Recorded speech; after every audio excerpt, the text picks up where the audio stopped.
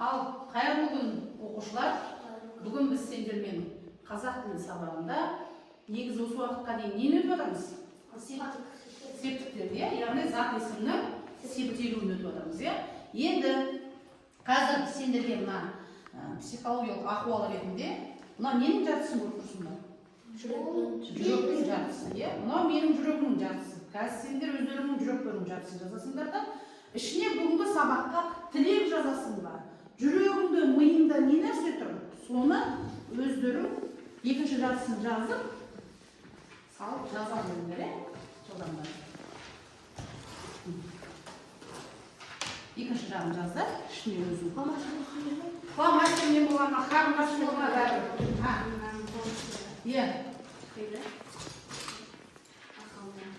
Жылдам сіз көре. Жүрегің жартысы қойын, бұл нені жартысы? Тілек бүгінгі сабақта жаза береді. Ручкамен де сызға бердің, Расыл. Бәрі, қолдарында не өтті мен? Енді бүгінгі күнге өзің тілегіңді, елі бүгінгі күнде көңіл күйің. Бәрі бар.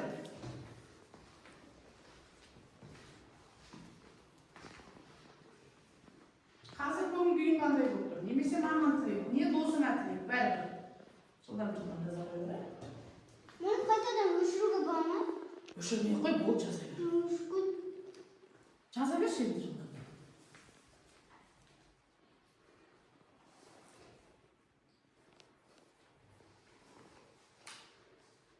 Айнаш жаза берейік ішінде, бұл дәлелдеп отырмаймыз. Бақымыз кеткен.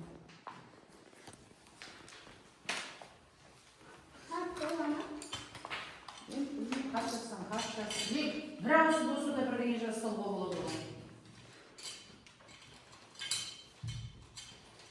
Аида болды ойым, оқшы. Бүгінгі сабағымыз жақсы болсын. Орнымызда неге тұрып айтпаймыз? Жақсы, кім болды? Бүгінгі күн күшті болды дейді. Өзінің сезімін айтып жатыр. Расыл.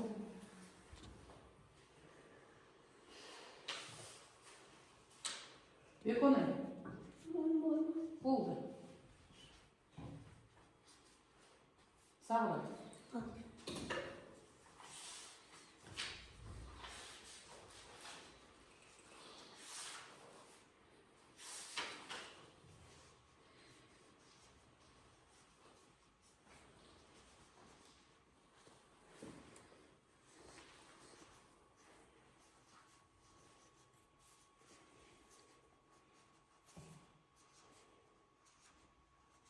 Сонша ұзақ жазып кеттіңдер, Болды.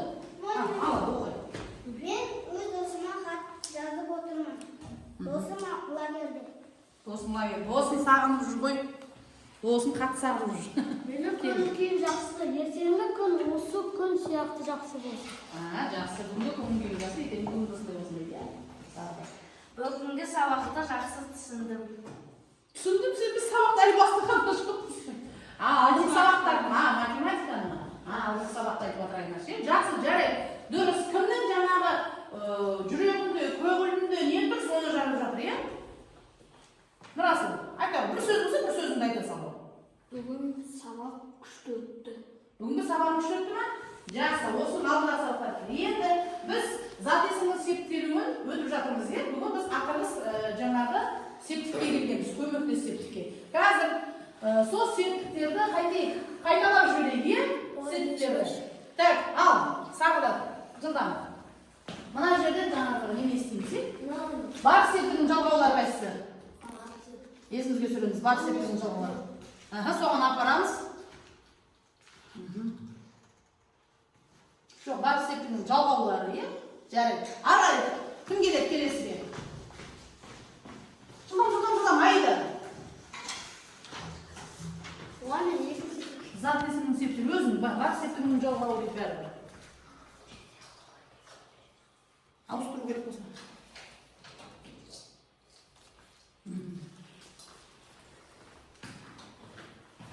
Кім келеді? Тез қорқпаңыз. Айдаш келе ғой.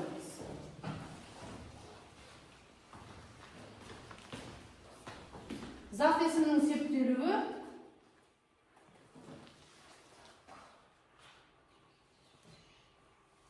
септік жалғаулары дегенде міне мына жерде сендерді жауап тұр мінекей. Соған сендер торға апарып қою керексіңдер. Мүмкін мана алдыдағы балалар қате жазып қойған шығар. Оны мынау емес дайын ауыстыруға да болады негізінде, иә?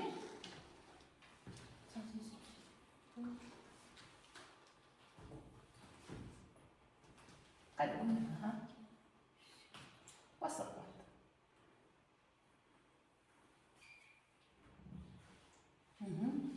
Кім білер, мен неге сұрақтарына жауап береді дейді. Тағы да, кел, бекіш.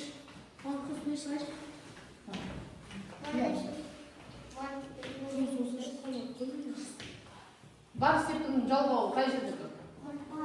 Бар септігінің жалғауын есімізге түсірейік.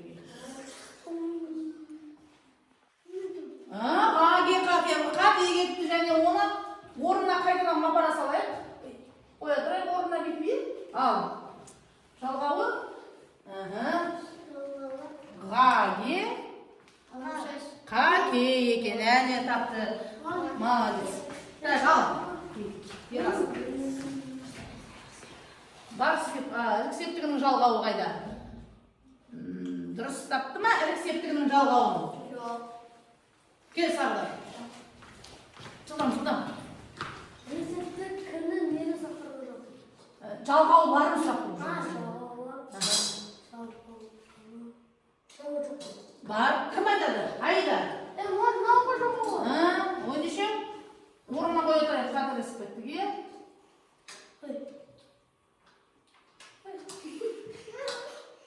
Мен телефон сақтырып Мұғалім, телефон істеуші еді ғой. Арғай, кім? Кел оған, әке. Атау септі. Атау септі. Кітап шықайды. Табыстыған жүрек кішкене. Атау септі. Кішкенесің ба? Қандай сұрақтарға жауап берші, атау септі. Сен ба? Ал енді өзің апаршы жарайды деді. Әлі септі дейді.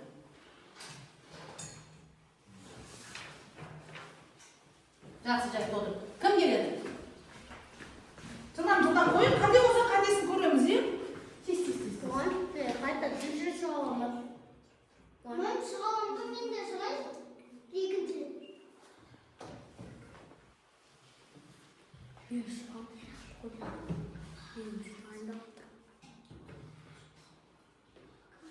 Септік жауларын сөйлемдеп жүрдір. Ал, кел. Жылдам қойысың, шүмір тез. Кімге неге қайда сұрақтарына жауап береді? Атау септігі солай жауап береді ма? Оған. Нені?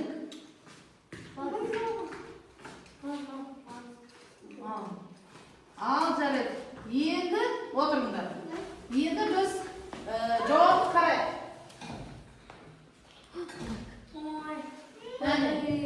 Неше қатеміз бар? 3 қате, 3 дұрысымыз бар екен, е? Кішкене шатасып кеттік, е? Жоқ, енді тағы да арай ораларыз, бізде сонда міне 7 балдан 4 балдан алып тұрмыз, е? 6 минут 18 секундтың ішінде. Жақсы, қазір оқулықпен жұмыс жасаймыз. Бүгінгі өтетін тақырыбымыз көмектес септігі. Көмектес септігі зат есімге кіммен, немен, кімдермен, нелермен деген сұрақтарға жауап береді. Оның жалғаулары мен, пен. Так, мына жерге. Жұмбақты оқып шешуін таппайды. Айна жоқ еді жұмбақты. Тұмсығымен ұяды, ұя салып қояды. Табыңдаршы балалар, оның қандай болады? Қайдан білдің тоқылдағы екенері? Өйткені ол тұмсығымен үй салады. Ол тұмсығымен өзі ағаштарға үй салады. Үй салады. Тағы да? Тұмсығымен ұяды. Содан білге болады. Ол тоқылдақ дейді. Содан ақ білге болады, жұмбақтың екен. Және тоқылдақ біздің неменеді? Орман? Неменесі? Дәрігері. Неге? Өйткені ол ағаштардағы құрттарды жейді. Ағаштар құрттар жегендіктен орман жаңағы дәрігерге. Біздің өтіп жатқан жаңағы тарауымыз, тақырыбымыз табиғат. Неменесі? Табиғатты қорғаймын деген бізде тарау ең үлкен. Так, ары қарай кеттік. 69 жаттығу дәптерімізді ашып, бүгінгі күнді жазып, сөйлемдерді көшіріп жазыңдар сендерге, иә? Бүгін бізде нешесі?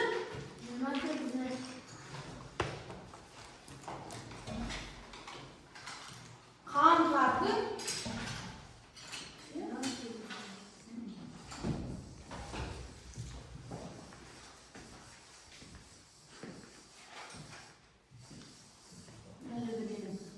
жазуым жаман болып жатыр.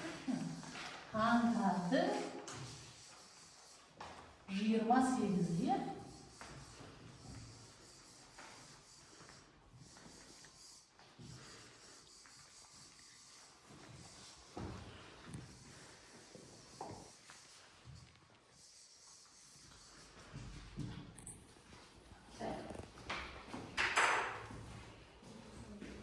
толық жаттығу сөйлемдерді көшіріп жаз деп тұр. Соның ішінен көмектес септіктерді алыңдар. Сендер көмектес септігін айтқам, иә? Көбейту кестесі сияқты жаттап алыңдар деген сұрағымен жауаулар. Жеті септікті.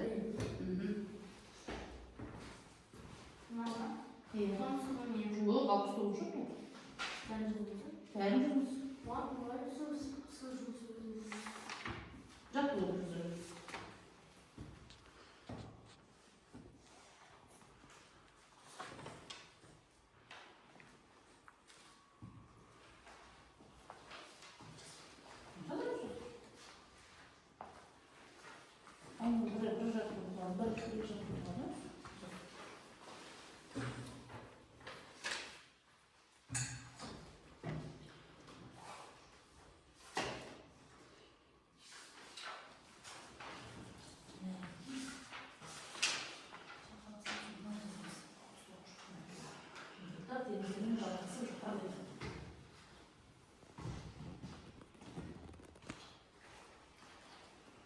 Қатесіз әдемі жүзіңіз, е?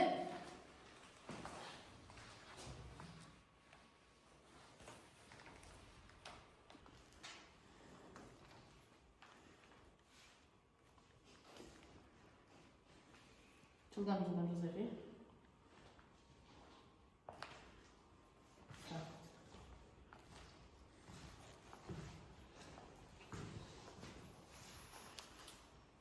Болды. Болды ма?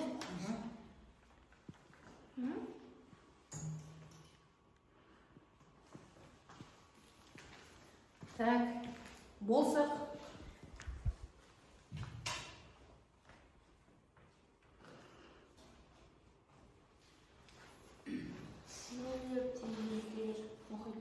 Жазған сөйлемімізді, сөйлеммен талдаймыз, иә? Бірінші біз нені тауып алуымыз керек? Нелерді? Бастауыш тауып аламыз, иә? Бастауыш арқылы баяндауышқа сұрақ қоямыз. Ол бастауыш пен баяндауыш арқылы тұрлаусыз мүшелерге сұрақ қоямыз. Так, нелер? Олар не бізде? Бастауыш астында жүріп сызамыз. Ары қарай. Мұхиттар немен? Мұхиттар не істеп жатыр? Жалғасып жатыр. Баяндауыш, яғни күрделі мүше, иә? Екі сөзден тұрған күрделі мүше. Мұхиттар нелермен жалғасып жатыр? дұрыс. Мұхиттар нелермен жалғасып жатыр? Теңіздермен жалғасып жатыр. Иә? Тұрлаусыз мүше. Осылай қалған сөйлемдерді өзіміз талдап айтайық. Екінші сөйлемді айтып талдаймыз. Жоқ, екінші сөйлемді оқиды. Ақбидай күннің нарымен жаңбырдың суымен өседі. Не? Ақбидай. Ақбидай дейді. Сен талдап отыр, қалғандарымыз сызып отырайық. Ақбидай. Ақбидай немен өседі? Жоқ. Ненің нұрымен? Баяндауышқа сұрақ қойса да бастауышты дейді. Не істейді? Не істейді? Өседі. Өседі. Баяндауыш өседі. Тек сызықпен. Немен өседі? Жаңбырдың суымен, күннің нұрымен. Дұрыс айтады. Немен? Бәрін бір. Сумен, күнмен. Сумен, күнмен. Ненің Жаңбырдың нұрымен, көбей, жаңбырдың күнмен. Дұрыс, жаңбырды. Оны да бастаймыз. Ол да тұрлаусыз. Мистер. Оның аяқтан Ире қыламыз, ол тұрлаусыз. Гүлсім табиғатта аяры туралы әңгіме. Қалай? Әңгіме. Ау? Шын сөйлеймін. Гүлсім табиғатта аяры туралы әңгіме зор ықыласпен тыңдады. Әңгімені зор ықыласпен тыңдады. Кім? Дұрыс айтады. Кім? Гүлсім бастауыш қызамыз. Не істеді? тыңдады. Немен Қалай тыңдады? Ықыласпен тыңдады. Қандай ықыласпен? Зор ықыласпен. Қандай ықыласпен? Зор ықыласпен. Олар бізде Табиғатта аялау туралы әңгімені. Дұрыс айтады. Нені тыңдады? Әңгімені. Қандай әңгімені? Табиғатта аялау туралы. Так, соңғы сөйлемді. Марат мұз айдырға атасымен келді. Кім? Марат. Не істеді? Келді. Кіммен келді? Кіммен келді? Атасымен келді. Кіммен келді? Қайда барды? Мұз айдырға. Қайда келді? Мұз айдырға. Жақсы. Енді сонымен көбінекей қарап отырсаңда талдаған сөздеріңді көбейту септігі қай сөз табымен жаңа сөйлем жүйесімен байланысады екен көбінекей? Қанша ықыласпен? Жоқ. Бастауыш. Бастауышпен бе? Апасымен келді. Атасымен барды. Көмектесті. Жоқ, сол көмектесу септігі қай сөз табы жаңағы сөйлем жүйесімен байланысады? Теңіздермен жалғасып жатыр. Теңіздермен деген мына бізде неме? Көмектес септіге жалғасып жатыр деген бізде қай сөйлем мүшесі? Баяндауыш. Яғни көмектес септігі көбінекей баяндауышпен не екен? Байланысады екен, баяндауышпен байланысады. Жақсы, тамаша, жаңа Сағадат, Айнаш, кім? Айда, өте тамаша қалдап берді, бізге сұрақтарын қойып. Сонымен көмектес септігі дегеніміз не екен, Ерасыл? Көмектес дегеніміз бір сұраққа. Оның сұрақтарына жүрші? Оның сұрақтары мен Талғаулай жатсың. Сұрақтары? Кімдермен? Оған жібермен, нелермен. Кіммен, немен, кімдермен, нелермен. Жалғаулары? Мен, сен. Мен, пен деген жалғаулары ойыңызда мысал келтіреміз. Мысал келтір. Кіммен, немен деген? Қазір Айнаш айтсын, Айнаштан кейін. Сағадатпен ойынға барамыз. Осы үшін не көмектесіп қайсы? Сағадатпен. Сағадатпен. Гүлназ апасымен гүл суғарға барды. Апасымен, жақсы. Ал, бет жесінші ма? Ерасылмен. Ерасылмен деседі. Ерасылмен. Ауылға барды. Дұрыс, Ерасылмен ауылға барды. Осы үшін көмектесіп қайсы? Ерасылмен. Біліп тұрсың. Арман ағасымен балабаққа барды. Арман ағасымен барды. Осы үшін көмектесіп? Ағасымен. Досбол дүкенге барды. Досбол дүкенге барды дейді. Бұл жерде көмектесіп бар ма? Досбол жаңағы әкесімен дүкенге барды. Осы үшін көмектесіп қайсы? Әкесімен. Кіммен, немен деп қой. Ал кім? Айта ғой. Сұрасың. Кіммен? Сұраққа жауап берші, кіммен? Айнашпен, Айнашпен, Айдамен деген сияқты. Айта ғой. Кіммен? Мысалы, мен саған айтайын, Нұрасыл таймен шапқылады. Осыны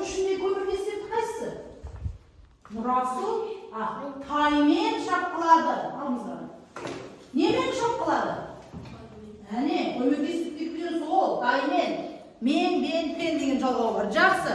Енді қазір мынандай тапсырма орындаймыз. Қазір, иә? Енді біз бағанадан бері жаттығу жұмысын жасап, біраз кішкене шаршап қалған болу керекпіз, иә? Енді Сергі бала орнымыздан тұрайық. Бірге қайталадық, иә?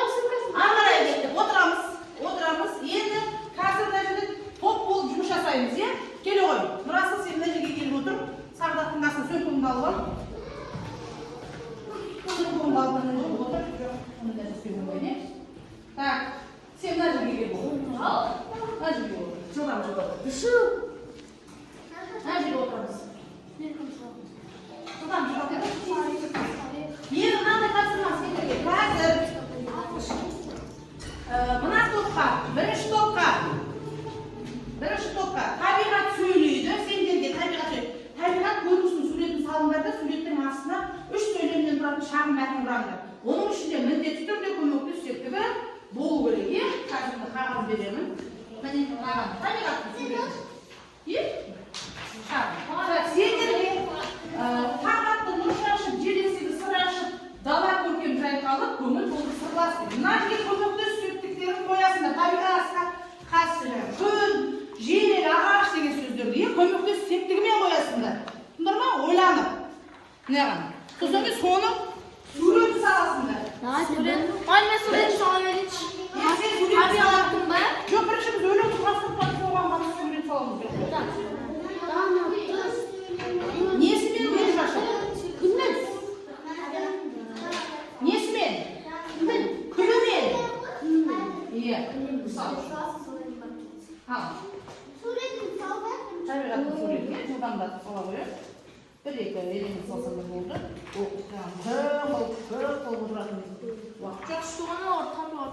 Onu ғана істемейді, оның астына жаңа сөйлемей отыратын шағын әңгіме жазады. Так, енді нәтиже Ерасыл қатысып отырмыз. Жасыл.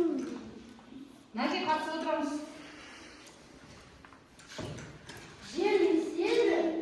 Енді осы жерлер жасыл. Не сұрыша?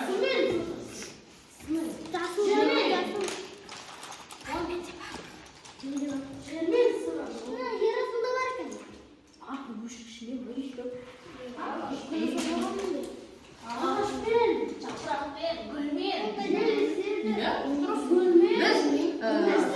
Табиғатты қорғаймыз деген тақырыпты өтіп жатқандықта, онда тақырыпты. гүлмен, шөппен, Табиғатпен байланысты. ағашпен, өсімдікпен.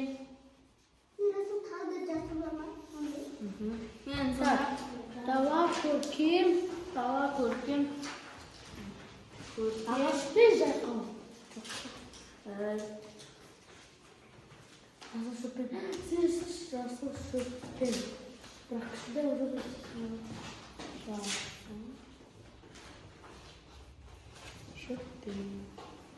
шөппен.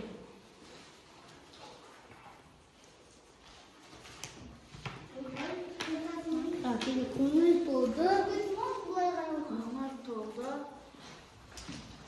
Тағы да нәрселер керек бар. Дұрыс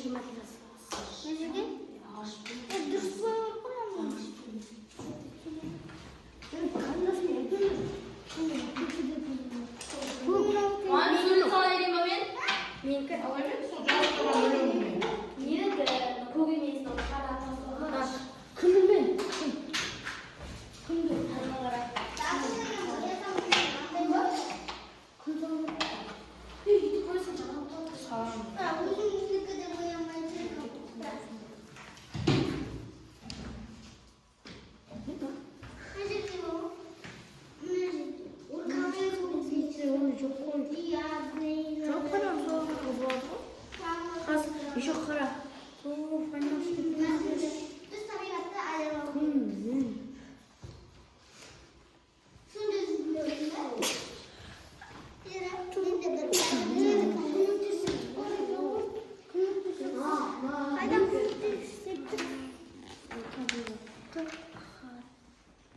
Көмектесептігінің арасында сөйлем құрау керек, қою керек. Аялау керекпіз.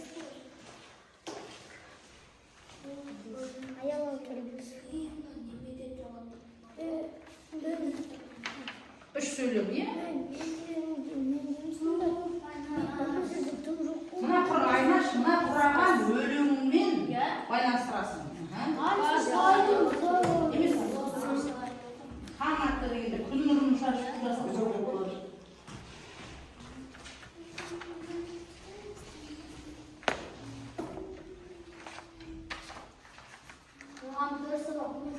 Так,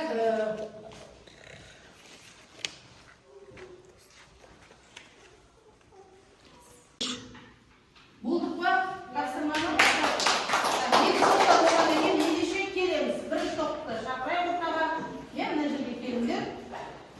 Сендерге берілген табиғат сөйлейді деген тапсырма берілген. Табиғат көрінісі суретті салыңдар деді. Сосын суреттің астына үш сөйлем отырады. Шағын мәтін құрамында деді. Көмекті септік болу керек ішінде. Ал, не салдыңдар? Біз таумен жерді салдық шөппен. Мынандай сөйлеп тұрады. Біз табиғатты аялау керекпіз. Оны достарымызбен жасауға болады. Осының ішіндегі неменелерін қайсы? Достарымызбен. Достарымызбен. Екінші сөйлем болды ерасыл. Басқа адамдармен табиғатқа көмек беруге болады. Басқа адамдармен табиғатқа көмек беру болды. Осы ішінде көмектесіп қайсы? Адамдармен. Жақсы, тамаша. Біз табиғатпен байланыстамыз. Жақсы, осы ішінде көмектесіп қайсы? Табиғатпен. Жақсы, молодец. Қол шапалақтаймыз. Тамаша орындаған, Өте тамаша, әсерлі, қандай күшті сөйлемдер құрастырған балалар. Келесі, келе ғой. Келді, топ.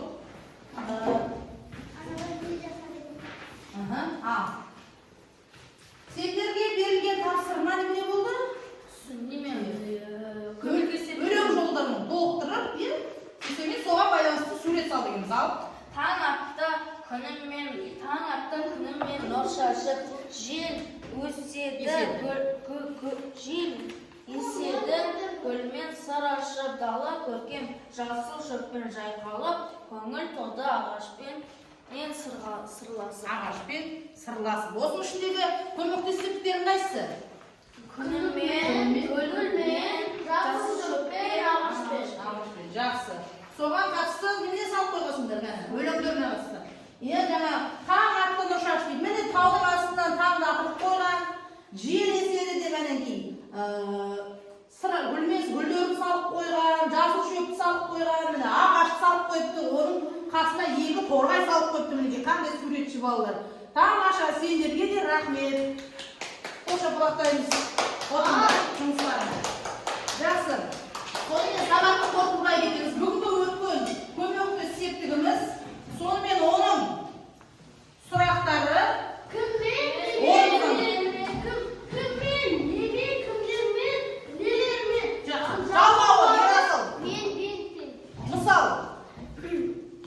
біз достарымызбен тауға жоқ, бір сөзбен мысалы, ағашпен, гүлмен деген сияқты, бір ағашты салдан келдім мысалы.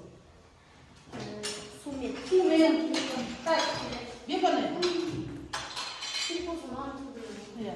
Немен? Кіммен немесе? Кіммен? Итпен дейді, жақсы жарайды. Тамаша, енді бүгінгі сабағымыз сонымен аяқталды. Сабаққа барлығы белсенді қатысты деп ойлаймын.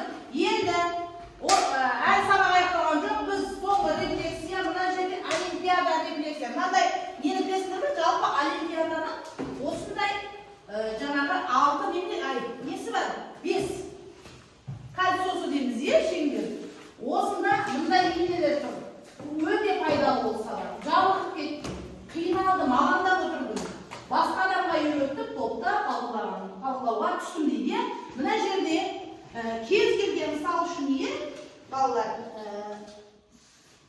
бұл жаңағы мына тұрған кольцолар бізде бүкіл дүниежүзілік олимпиадада болады. Бұл яғни бірдемеге жеңіске жеткенде. Яғни біздің жаңағы бүгінгі сабақта түсінгеніміз, оқығанымыз, бір нәрсе болсын орындағанымыз, қарындаштың күшімен бірдеңені бояғанның өзі біз үшін бүгінгі неме ол?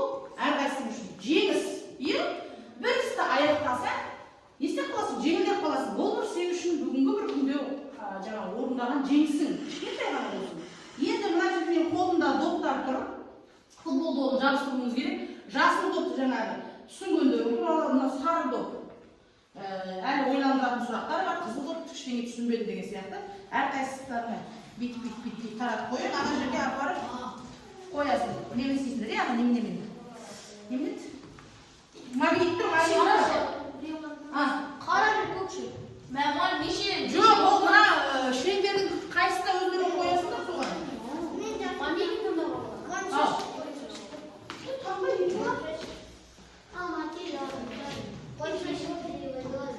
Басқа адамға үйреттім дейді Айнаш. Жақсы. Ой, мен сол қойып.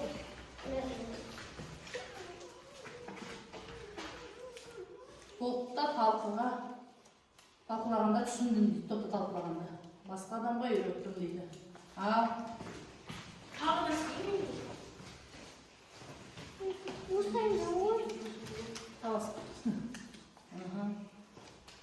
Талқылағанда түсіндім. Жаңылып кеттім дейді. Жақсы. Басқа адамға үйреттім. Айнаш неге тұрсын?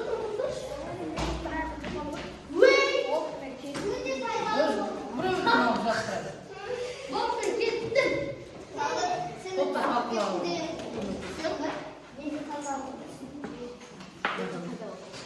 Өте пайдалы болды. Жақсы, жарайды. Отырамыз, келесі үйге тапсырма.